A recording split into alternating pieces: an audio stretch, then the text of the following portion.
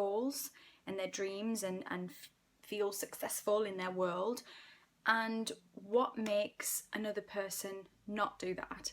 What makes another person not achieve anything that they want to achieve?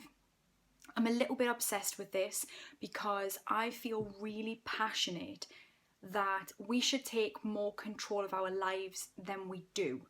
So from being young, your parents will have an idea of how you should be. We do as parents. I'm a parent, I try not to, but you have your own ideas about the world. Your parents had their own ideas about you and what they wanted for you, as did mine. And sometimes as parents, we have to let go of that and allow our children to be their own people, and not just us Mark II, but a little bit better. And so we have this from being very young. We have this expectation from people. And then we go to school and we have certain expectations at school from other people, and certain standards we have to meet, and we kind of get ferried through this schooling system, and we get taught to be a certain way. And I'm so not against education at all. I'm massively for education, but I don't think that the school system necessarily suits everybody. And then we go out into the big bad world, and perhaps you go to college or sixth form and university, and there's all this sort of, it feels to me often like this kind of conveyor belt where most people will never question it. I feel lucky. I had a slightly different situation. I was from a normal working class home. I did the normal going to school, but I had an ambition very young about being an actress, and I was lucky enough to audition and get a part in a TV show in the UK when I was 11. So my schooling, although I went to a very normal school here in the UK, I also had time out to do filming, and I had my own stuff going on. So I was kind of shifted a little bit in my thinking, and I never really saw school as that important. I knew education was important, and I did my own reading and things outside of school, and I knew I had to tick certain boxes to get me to the next thing I wanted to do. But I never saw it as the end of the world if things didn't go to plan. So going back to successes and things like that, I have met very many successful people from all walks of life. I'm lucky enough that the things that I do mean that I get to speak to those people. Sometimes I get to coach those people. I get to go to events where there's really interesting people, and I'm one of those. I'll pick their brains and I'll ask questions because I'm fascinated about what takes one person to go for it and really achieve, and what makes another person not.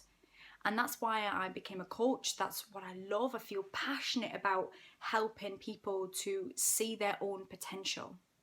And I think what I've learned is that overall, the biggest difference between those that succeed and those that don't is a relentless obsession with reaching their goals, and this ability to bounce back after every failure, because there will be failures.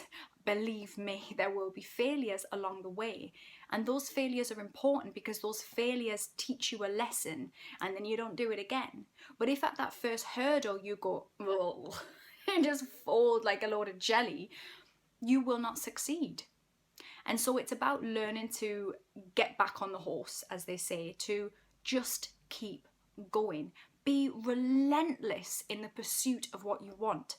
And all of those people, they'll have their opinions, and when you do fail, there'll be some that have their own fears, and they'll go, oh no, maybe you should stop. And they might be people you love, they might be parents, they might go, maybe you should just get a proper job, maybe you should not do that, and or maybe you should, just go into the family business. Whatever expectations they have for you, they will put on you. And it's then that we see what sets people apart.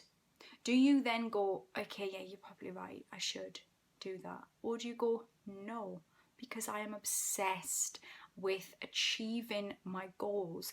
I am relentless, and I will pick myself up, and I will learn more, and I will see what went wrong, and I will keep going. And when I look back on the things that I've done and how I've been able to do my own thing for years now, years and years, like I've had tiny little jobs here and there when I was acting, outside of acting, maybe waiting on when I was younger, and bar work and things like that.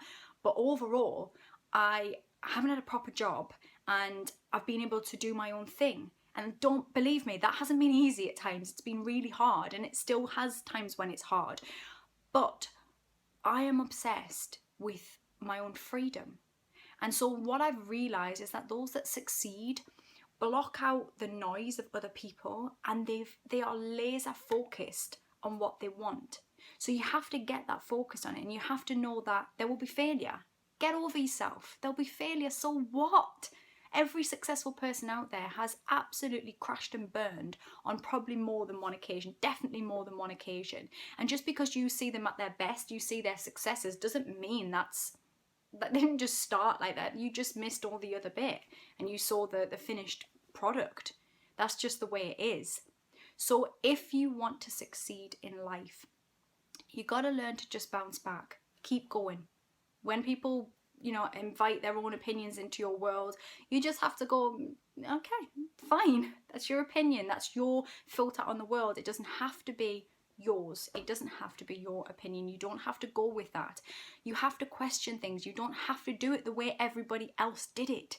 Just because it's that way of doing it. Just because some people, they go to uni and it's all safe and stuff. I know people that have got qualifications coming out of their arses, and they're not doing anywhere near what I'm doing.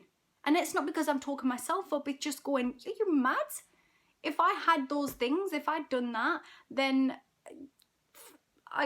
it's crazy. Like, some people are just serial ticky boxers. They just want to get the degrees and the degrees and the degrees, and then you're like, we're gonna start living soon, or we're just gonna, or people who just get a job and they don't question anything, and they might hate that job, but they just keep going because they think, well, you've got to work hard to succeed.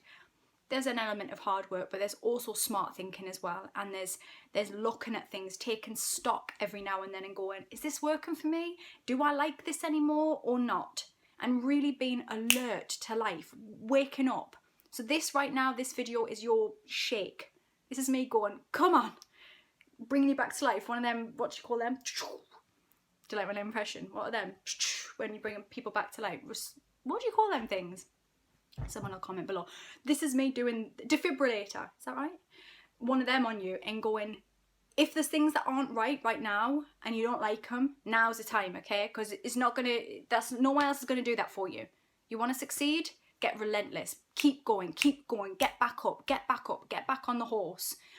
Seek out people who are like you. Seek out successful people who want the same things, that are on your side, that are going to champion you from the edges, cheerlead you. Get a coach, get somebody who's going to be in your corner and look at things from a bigger perspective.